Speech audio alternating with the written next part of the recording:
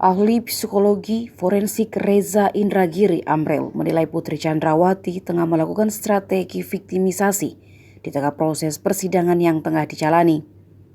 Menurut Reza, dari hasil pengamatan di layar kaca, dari setiap tingkah laku Putri Chandrawati tidak sesuai dengan profil korban kekerasan seksual pada umumnya. Menurut Reza, strategi viktimisasi kerap dilakukan oleh orang yang berhadapan dengan hukum.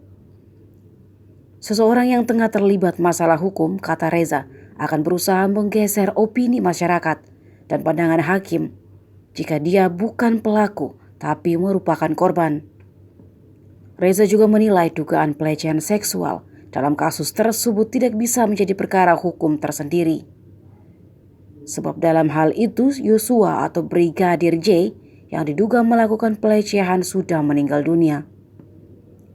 Dalam nota keberatannya, kubu Putri Chandrawati menilai jaksa penuntut umum tidak menjelaskan peristiwa keributan antara Yosua dan seorang asisten rumah tangga Putri, yakni Kuat Ma'ruf, yang terjadi di rumah pribadi di Magelang, Jawa Tengah pada 7 Juli 2022. Tim kuasa hukum Putri juga menyatakan jaksa penuntut umum mengabaikan hasil pemeriksaan psikolog terhadap Putri yang diduga mengalami dugaan pelecehan oleh Yosua.